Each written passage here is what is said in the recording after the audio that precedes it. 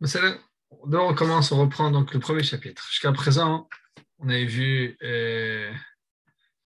les avantages en tant que définition en tant qu'introduction à tout ce portique-là, le portique de Bitachon, l'abandon.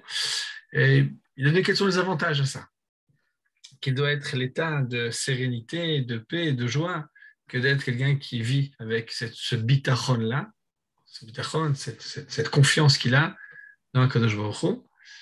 Et vous vous rappelez, il avait comparé ça à celui qui est un alchimiste qui arrive à fabriquer de l'or autant qu'il veut, et tous les avantages qu'il a par rapport à lui. Et, donc, à la fin, il dit comme ça. L'abandon donne enfin la joie dans toutes les situations où il plaît à Dieu de placer l'homme, fût-elle contrainte à son inclination, contraire pardon, à son inclination naturelle. Le bitachon, ça permet d'être une joie permanente, même lorsqu'on a des situations qui apparemment ne sont pas très agréables. Et d'où ça vient? Il dit, ça vient de... il donne la certitude qu'en toute chose, Dieu ne nous fait que du bien, comme notre mère, qui est pour là et qui s'occupe de son enfant, qui aide son enfant, le lave en maillot malgré ses cris. Parfois, on change la couche du bébé, il pleure, mais sûr que c'est pour son bien. Et donc, il se sent comme ça. C'est l'image que suggère le roi prophète David Améler, le roi David. Il dit, David, mon cœur ne se grandit pas. Seigneur, mon cœur ne se grandit pas. Mes yeux ne voient pas trop haut. Je ne m'engage point parmi les grandeurs qui sont trop hautes pour moi. N'ai-je pas fait mon âme égale, réduite au silence, comme l'enfant sevré près de sa mère? Je me considère comme un enfant qui est dans sa mère. Comme l'enfant sevré, mon âme est en moi. Et donc, c'est son sentiment profond d'être comme un enfant qui est entre les mains d'Akadosh Baruch Hu et entre les mains de Dieu. Donc, j'exposerai dans ce portique les 7 chapitres suivants, la définition de l'abandon, les causes déterminantes de l'abandon aux créatures, les causes déterminantes de l'abandon à Dieu. Qu'est-ce qui fait qu'on donne notre bitachon, notre confiance aux créatures? Qu'est-ce qui fait qu'on donne notre confiance à Dieu? Quels sont les domaines de l'abandon? Dans quel, quand est-ce il est correct d'appliquer ce sentiment-là, de mettre en action cet abandon-là? Et comment celui qui est complètement chargé, le Baal Bitachon d'amour, il se distingue des autres? Bref, la suite de tout ça et les causes qui font qu'on perd ce bitachon-là. Ça, donc, c'est le programme. Catherine est avec nous aussi. Ah,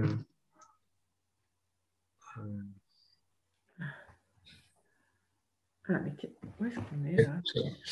247, 200. Page 254. Là, on a un nouveau. Page 255. La définition. Ça, définition de cet abandon-là, c'est quoi? L'abandon est ce qui, par essence, donne la paix à l'âme. Ah oui, d'accord. Catherine, oui. Avec nous, je vous entends. Ah, excusez-moi. Simcha. Si vous voulez dire quelque chose, avec plaisir. Je suis désolé, j'ai eu une coupure de Wi-Fi, excusez-moi. Donc, on est maintenant ici, la page 255, on est dans le dernier PDF, on n'a pas encore commencé les photos que j'ai envoyées maintenant sur le groupe. La division, c'est quoi? Bitachon, c'est menuchat anefesh. Menuchat anefesh en hébreu, c'est la tranquillité. C'est la tranquillité. Être tranquille. Donner de la paix à l'âme. C'est-à-dire, celui qui s'abandonne, c'est vraiment qui met sa confiance, doit s'appuyer sur celui en qui il met sa confiance. Si je m'abandonne dans Hachem, je dois vraiment m'appuyer sur lui, s'appuyer sur, c'est-à-dire me dire que si il bouge, je tombe. Je donne ma confiance qui me donne de la force, qui me donne de la stabilité, c'est en Akadosh Baruch Hu, en Dieu. Il doit avoir la certitude que son fondé de pouvoir fait ce qui est bon et convenable dans les affaires qu'il lui remet, avec puissance et pleine connaissance de ce qui contribue à son bonheur.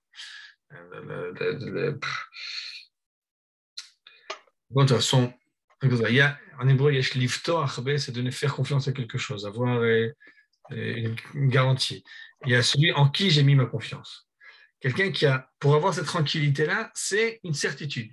La tranquillité, le bitachon, c'est pas un trait de caractère, c'est pas qu'on peut mimer, c'est pas quelque chose qu'on peut feindre. Ça doit être un sentiment profond qui vient de quoi? Une certitude que celui en qui j'ai confiance fait exactement ce qui est bon et convenable pour moi. Et fait ça avec force, avec sagesse, pour contribuer à mon bonheur. Okay? Donc, le bitachon, c'est quelqu'un qui sait, qui est absolument tranquille. Tout ce que celui en qui j'ai mis mon bitachon, j'ai mis ma confiance, fait ça pour le moins. Donc, mais l'essentiel de l'abandon, okay, ça c'est de façon générale.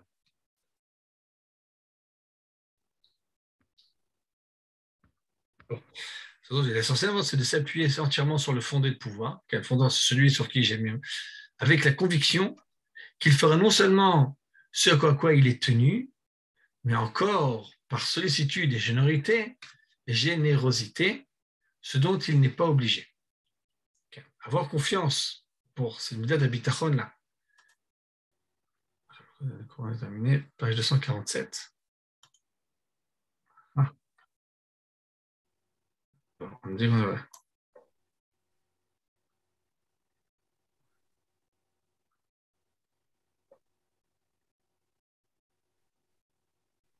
Non, il me semble qu'on avait un autre cours après page 247. Quelqu'un m'a dit, c'était la semaine dernière, on avait bougé le cours aussi. Il y a deux leçons qu'on n'a pas fait.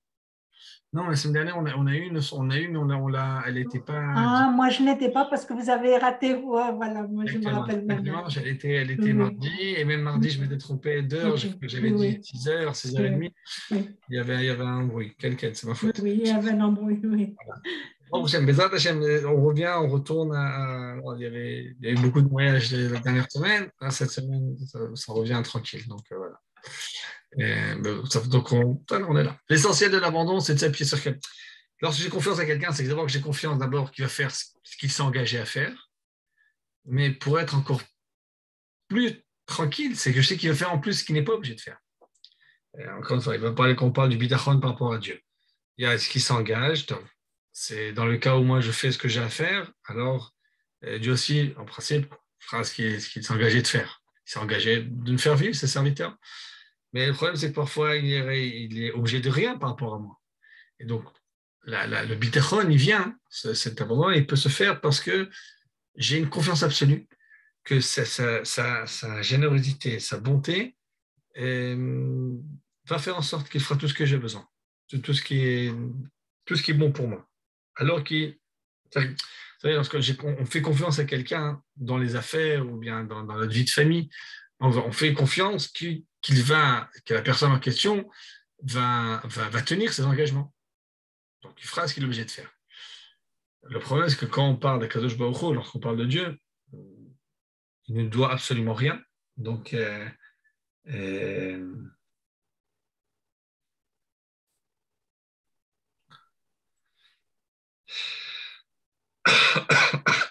donc, la confiance, c'est par le fait de savoir, de se dire que peut-être il me doit rien, mais sa bonté est telle que je sais qu'il ne me laissera pas, qu'il s'occupera de moi pour le meilleur, pour le meilleur cas pour moi.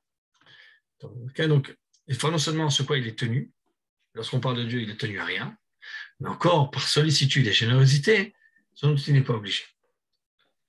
Ça, c'est chesed, de chesed. Donc, c'est l'essence. C'est l'essence même du bitachon. L'essence du bitachon, c'est ce sentiment de sérénité, de calme. Encore une fois, ce n'est pas quelque chose qu'on peut mimer. Ça n'existe pas.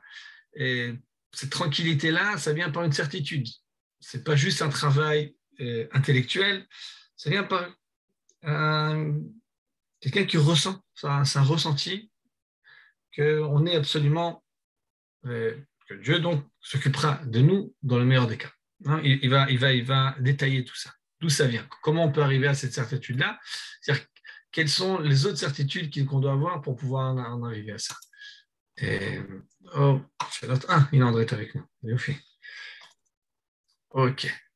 Alors, on va essayer de faire ça ensemble. Euh,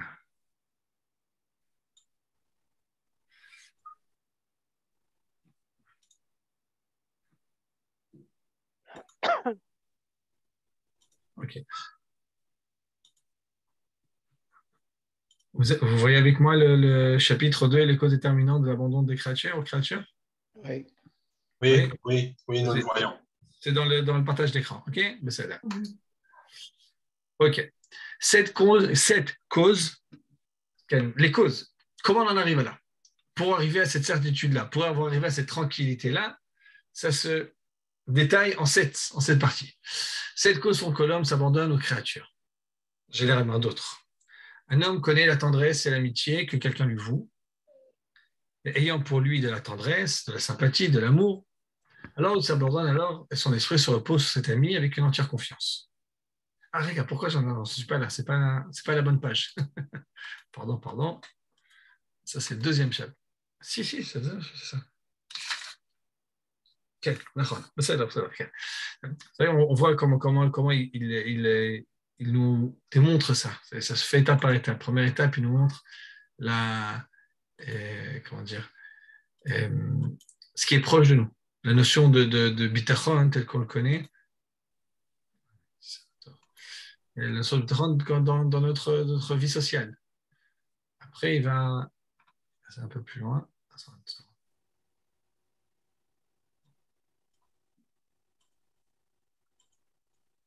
Ok. Sept causes qui font que l'homme s'abandonne aux créatures. Un homme connaît la tendresse de l'amitié, quelqu'un lui voue, ayant pour lui de la tendresse, de la sympathie, de l'amour, il s'abandonne alors à son esprit se repose sur cet ami avec une entière confiance. Okay. D'abord, si on est en bonne relation avec quelqu'un, on l'aime, on a confiance en lui, on se connaît depuis longtemps, on peut avoir ses bitachon. Maintenant, c'est pas tout. Okay. C'est pas tout. Et deuxième chose, c'est le premier. D'abord, on sait qu'il aime. Il ressent, il a vu ça, il sait que cette personne-là lui veut du bien. D'ailleurs, il constate en lui un amour effectif et prévenant tous ses désirs. Il sait que cet amour est sans défaillance, sans faiblesse. Il est certain que son ami est pleinement disposé à s'occuper de ses affaires. Car si une constante sollicitude n'apparaît pas clairement, si ce que se dévoile au contraire le manque d'intérêt et l'incurie, alors l'abandon ne peut être entier. Lorsque ces deux conditions se trouvent réunies, l'entière sympathie et la sollicitude généreuse de l'ami, alors sans doute l'abandon s'enracine. C'est-à-dire que j'ai quelqu'un même bien, même.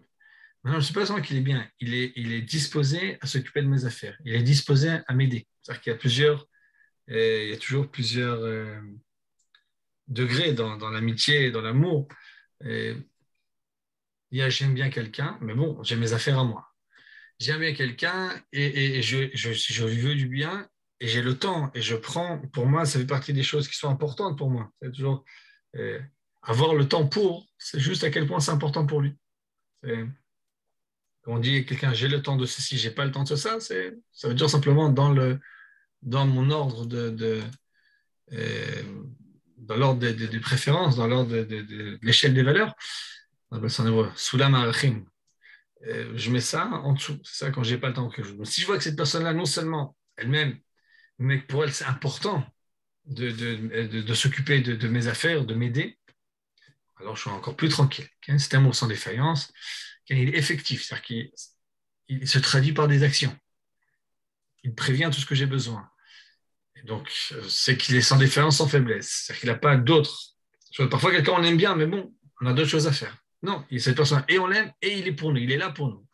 Alors, on est certain que c'est un ami pleinement disposé à s'occuper de ses affaires, car si une constante sollicitude n'apparaît pas clairement, si on ne sait pas qu'il est tout le temps pour nous, alors on ne peut pas avoir confiance, on ne sait pas qu'il va nous aider, parce qu'il va se trouver d'autres choses à faire. Lorsque ces conditions sont réunies, sympathie et sollicitude généreuse de l'ami, sans aucun doute l'abandon sans ancien. Après, il y a une autre chose encore. Donc, troisième définition, troisième problème. Cet ami en question,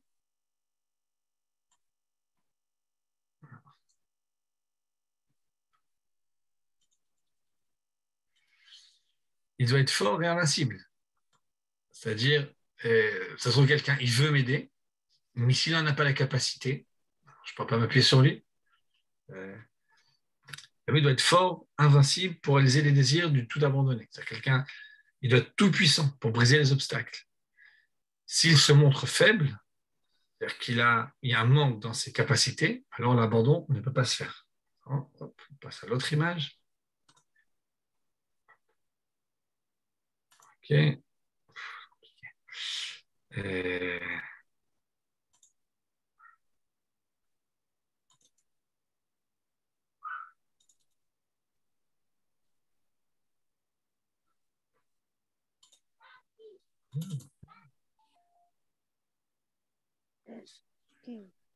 OK. On est là. Une seconde.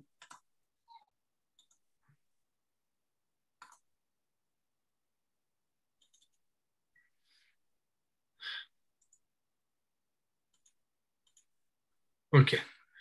Donc, si cet ami-là, mis à part, on sait qu'il veut, mais qu'il m'aime, qu'il est prêt à m'aider, mais il n'a pas les capacités de le faire, alors, ça sert à, on ne peut pas être tranquille. Donc, l'abandon ne peut pas être parfait.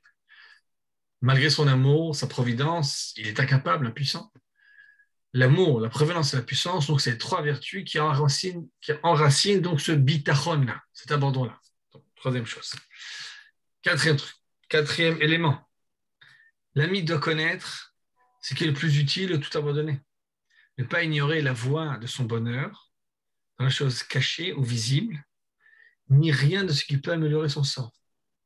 Car s'il ne sait cela, l'âme du tout abandonné ne peut avoir de repos.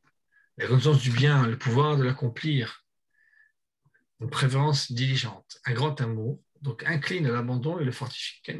Autre étape, c'est-à-dire qu'il faut...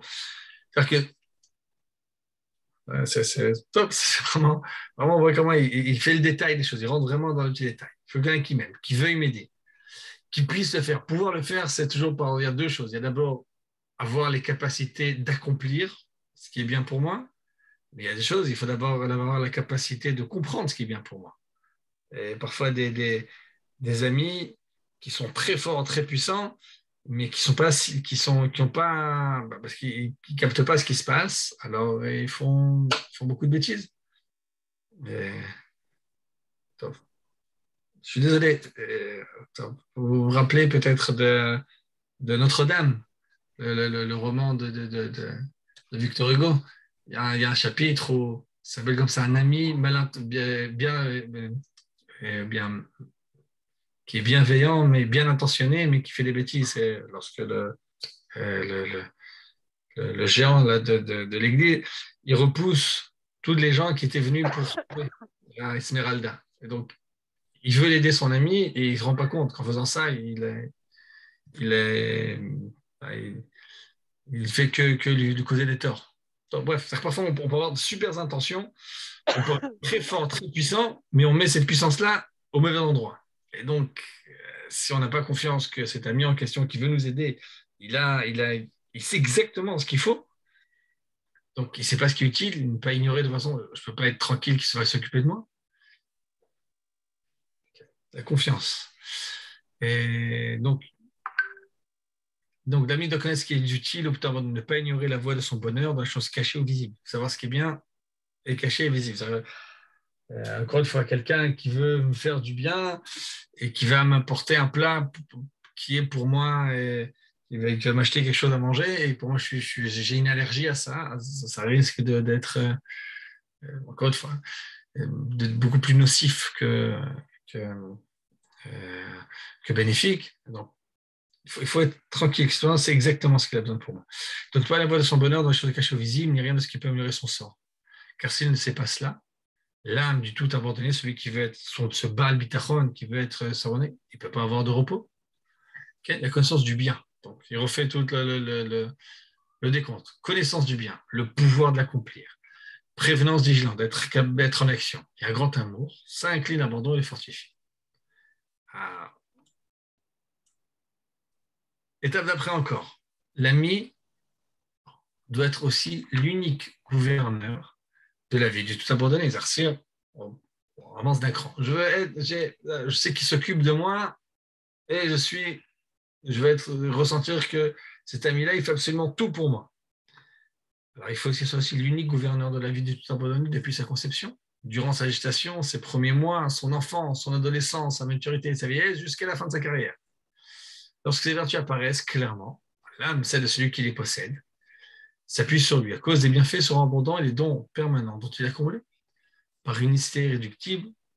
Donc, l'abandon grandit. Et... Okay. Ça, c'est le cinquième étape. C'est-à-dire qu'il faut, pour compter sur quelqu'un, c'est quelqu'un qui a été avec moi depuis que je suis né. Il s'occupe de moi. Enfant, adolescent, dans un tas adulte, vieillesse, c'est lui qui s'occupe de toutes mes affaires. Donc, on sait c'est l'unique gouverneur de la vie de Torah. On comprend bien que tout ça, c'est impossible d'accomplir chez un être humain. Ce ne sera que chez Dieu qu'on pourra retrouver toutes ces choses-là. Et lorsqu'ils apparaissent, alors, top. C'est-à-dire quelqu'un qui était avec moi depuis que je suis né. C'était le seul qui s'est occupé de toutes mes affaires depuis que je suis tout petit jusqu'à présent. Alors, je peux continuer à être tranquille pour la suite. Soit encore, la vie du tout abandonné doit être si bien livrée à l'ami que nul homme ne puisse lui faire du bien ou du mal, l'atteindre ou le préserver d'un dommage, si ce n'est lui-même. Comme il fait pour l'esclave plongé dans ses cachots. C'est-à-dire, autre étape, par exemple, un ami me veut du bien, il s'est toujours occupé de moi, il connaît exactement ce qu'il y a pour moi, il est très fort, très puissant, mais il y a aussi d'autres puissances qui agissent sur moi, il y a d'autres personnes qui peuvent influencer. Donc, c'est-à-dire que je veux dire que je peux avoir confiance en lui, mais il y a encore tout un domaine où il y a, pour moi, il est impuissant parce qu'il y a une autre volonté qui peut diriger ma vie. Donc ça va restreindre ce bitachon-là. Mais si celui en qui j'ai mon bitachon, il y a toute ma vie qui est en ses mains, il n'y a personne d'autre qui peut s'approcher, si ce n'est lui-même. Donc, elle est si bien livrée que nul homme peut faire du bien, du mal, l'atteindre, le préserver d'un dommage, rien. Comme quelqu'un qui est dans mon cachot.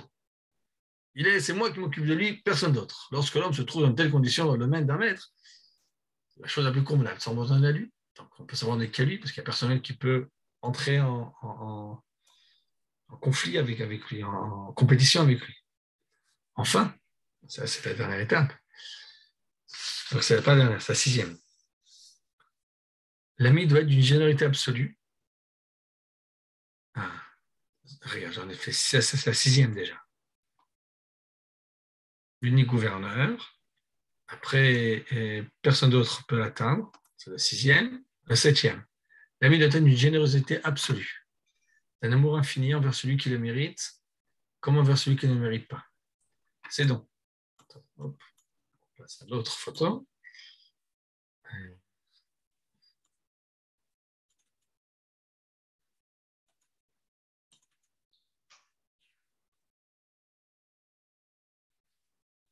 Non, c'est avant.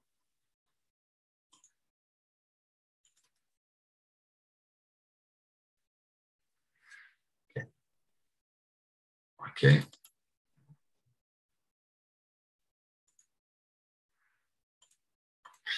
Okay.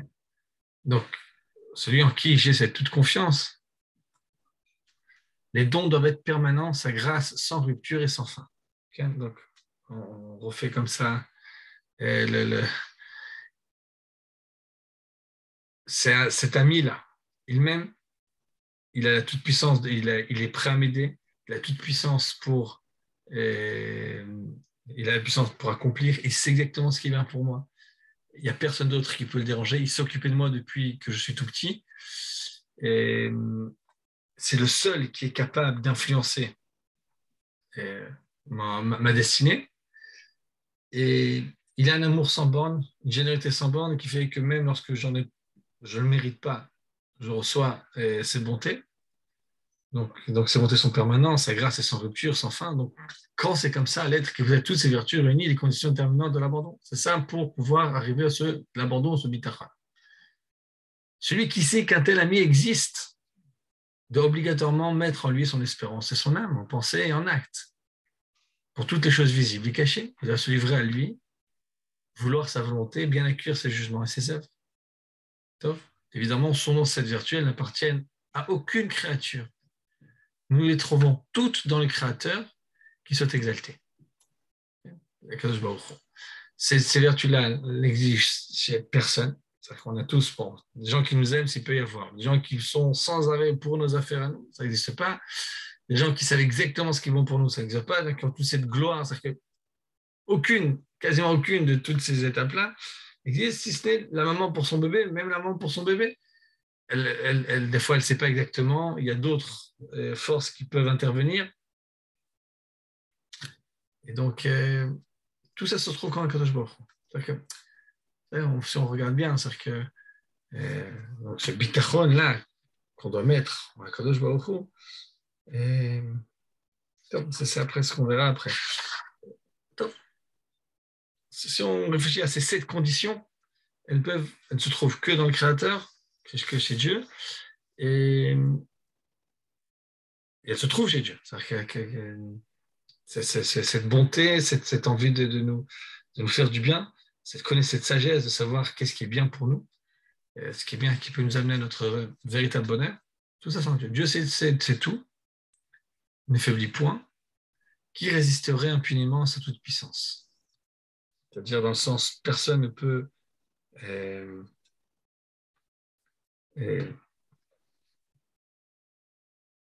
personne ne peut le vaincre. Et par exemple, dans quand il y a la grandeur, la force, la splendeur, l'éternité, en plénitude de gloire. Par exemple, là, il n'a pas traduit Brachem al-Briotav, il a miséricorde de ses créatures, comme marqué dans le Chanoun Varachum Hashem, Ani lo achus al nidvei Ragdola, dans l'histoire de Jonas.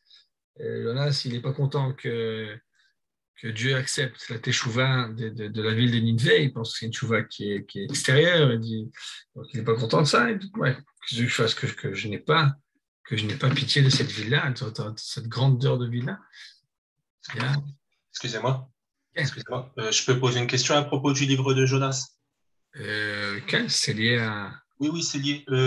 Les gens qui ont fait teshuva les gens de Ninive qui ont fait teshuva, c'était des noirs ou des convertis au judaïsme intégralement? Non, pas ils sont restés complètement non-juifs et même d'un côté idolâtres. Ils sont restés tels qu'ils étaient. Ils ont juste arrêté le vol. Apparemment, ils ont rendu ce qui avait été volé. Et le problème, c'était Malaret Hamas. Bon, le problème, c'était le vol, c'était le vol avec violence. Et ça, apparemment, ils ont regretté d'avoir fait ça. Et même, apparemment, ce n'était pas un regret tellement profond. C'est-à-dire que dans le livre de Jonas, on voit que c'était vraiment une teshuva, hein, qui était un retour comme ça, qui était très, très, comment dire, qui était extrêmement extrémiste, qui était flagrant, c'est-à-dire que même les animaux, on les a fait jeûner pendant 3 jours, même, c'est-à-dire que, un truc un peu fou comme ça. Quelqu'un qui va vraiment à l'autre opposé. Généralement, lorsqu'on fait des choses qui sont extrêmes et rapidement, c'est rarement très profond. Et parfois, on met dehors comme ça, on met en valeur des actes pour combler un manque intérieur. Donc, ils ont fait une teshuva qui était marquée, qui était extérieure. Une teshuva qui n'a pas duré beaucoup. Et c'est pour ça que Jonas n'était pas content. Bref, il dit, que je me dis, mais tu crois vraiment que toi, tu as eu de la peine un peu pour un... toi, tu as eu de la peine pour... Oui. Non, ça doit être ça. Je vais éteindre ça, c'est revenu. Non. Okay.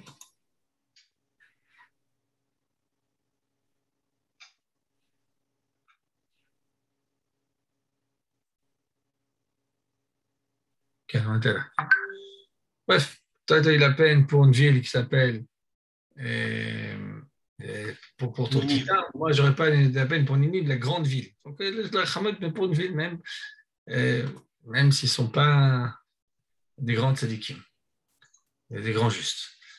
D'accord, merci.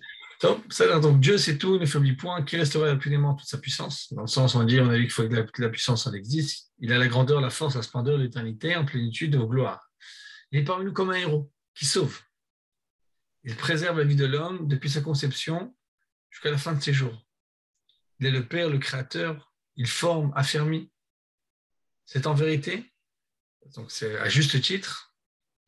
Ça, tout ce qu'il dit maintenant, c'est lié à ce qu'on a vu dans le chapitre précédent, dans la contemplation.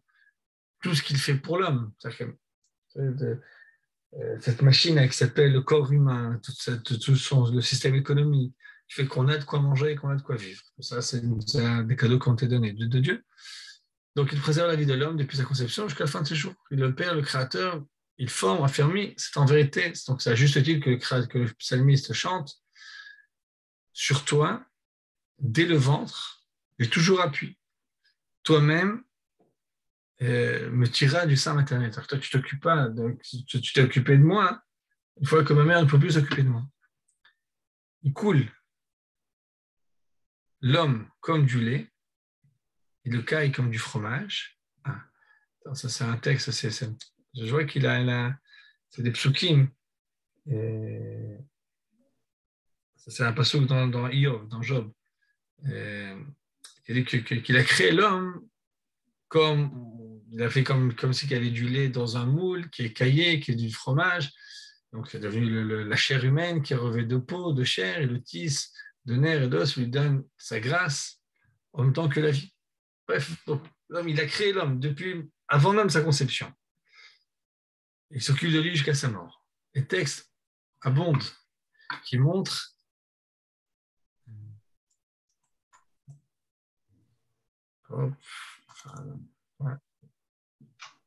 qui montre l'homme dans...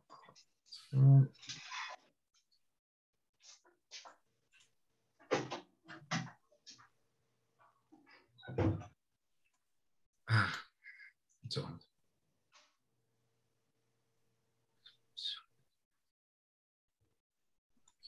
Je suis toujours là.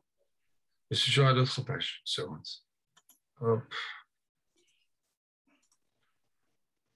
Compliqué. Ok. On revient.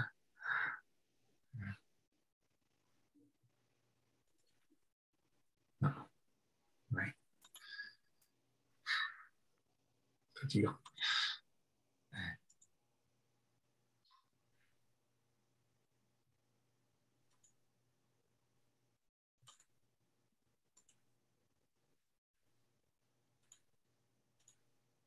Ok.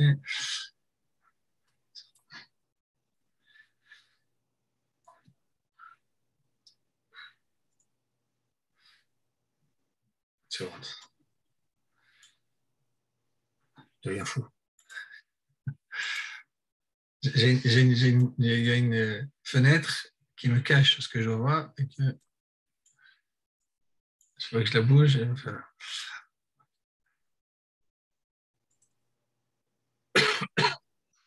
Voyons là.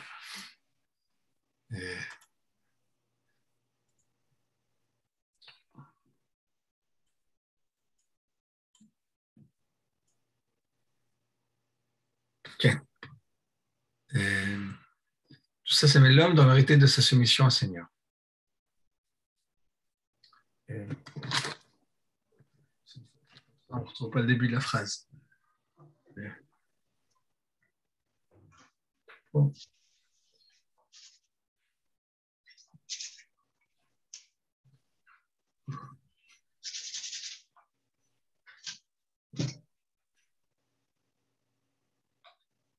Okay. Bref, ces textes abondent et qui montrent, quand j'ai commencé, tous les textes, c'est des psukim qui montrent clairement que l'homme doit être dans la réalité de sa soumission au Seigneur. C'est-à-dire que l'homme, il a toutes les raisons de se soumettre complètement au Seigneur, au Dieu. Tous ces points ont été d'ailleurs élucidés au 3e portique du présent ouvrage. Ce qu'on a parlé, c'est pourquoi toutes ces bontés-là, elles entraînent qu'on doit être plein de reconnaissance pour le Seigneur. La Bible nous dit que les bienfaits infinis et la grâce du Seigneur, il est bon pour tous, son amour remplit chacune de ses œuvres, Il donne par une grâce éternelle sa nourriture à toute chair. Il ouvre sa main et rassasie tout ce qui a vie. Vous savez, pour ressentir cette bonté-là, d'abord, il faut savoir regarder autour de nous. Et puis, vous savez, c'est très souvent lié à quel point on est nous-mêmes pleins de cette de bonté pour les gens autour de nous. C'est-à-dire que plus quelqu'un est bienveillant, plus il arrive à ressentir cette bienveillance qu'a Dieu pour nous. Et plus quelqu'un il voit la vie comme une occasion de donner et de faire du bien, et, plus il se rend compte que ce qui est la source de ces sentiments-là en lui, ça vient de Dieu. Donc, Dieu a plus forte raison, il est dans cette bienveillance-là et dans cette bonté-là. Donc la Bible nous raconte ce qui a été bien fait. Et il est bon pour tous. C'est marqué Tov Hashem Lakol, Vachama Lakol Ma'asan, son amour remplit chacune de ses œuvres. Chacune des œuvres. Et, vous savez, de là, on doit nous-mêmes être plein de bonté, de reconnaissance et de bienveillance pour toutes les œuvres de la créature. Il donne par une grâce éternelle sa nourriture à toute chair, puis il ouvre sa main et il tout ce qu'elle a vie. La raison humaine décrète que Dieu seul possède les 7 vertus que j'ai énumérées, à l'exclusion de toute créature. Les 7 vertus qu'on a dit, il n'y a que Dieu qui a cette bienveillance absolue, comment on avait dit ça, cette envie d'agir, cette capacité, cette connaissance de ce qui est bon pour nous. C'est ce qui nous dirige, que Dieu qui a toutes ces 7 vertus-là et qui a un amour qui est indéfini. On peut autant de fois être ingrat, trahir, toujours cette bonté-là sera avec nous. Et la raison humaine, donc, quelqu'un qui réfléchit, il vaut mieux que Dieu ne possède ces vertus-là. Je me suis référé à des versets de l'Écriture pour simple mémoire. Juste, c'est-à-dire que, en gros, ce qui dit qu'il ne faut pas, même en réfléchissant un petit peu, on se rend bien compte que Dieu réunit cette vertu, mais bon, il ramenait aussi des versets qui nous disent ça aussi, mais c'est juste par mémoire.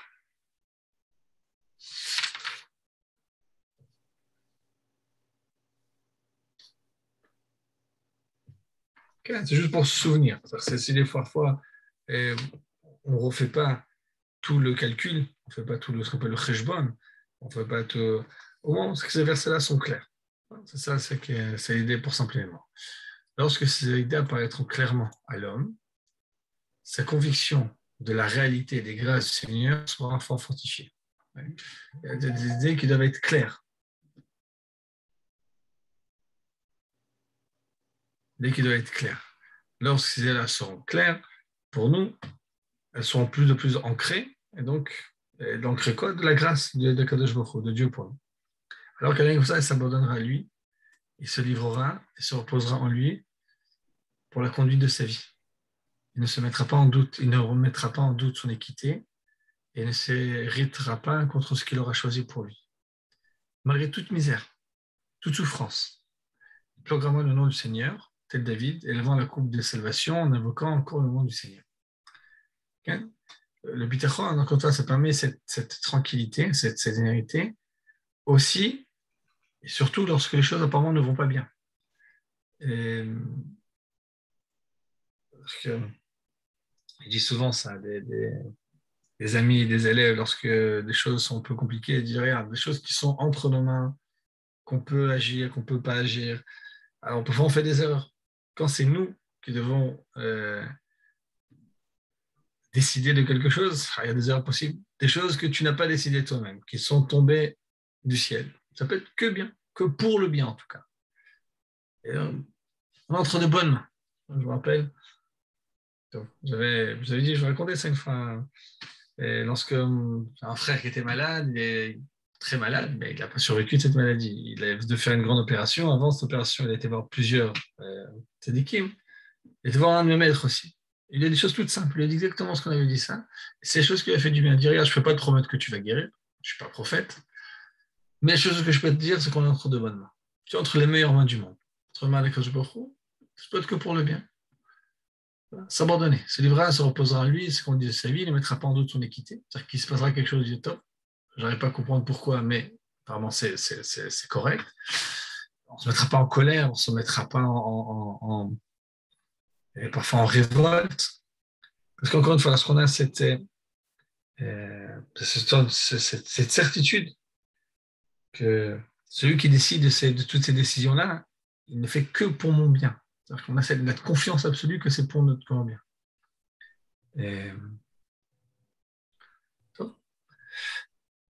Malgré toutes les misères, donc toutes les souffrances, David Amelech, le roi David, on voit que vraiment il a une vie qui était pleine de souffrances. Il a été pendant longtemps pris pour un bâtard.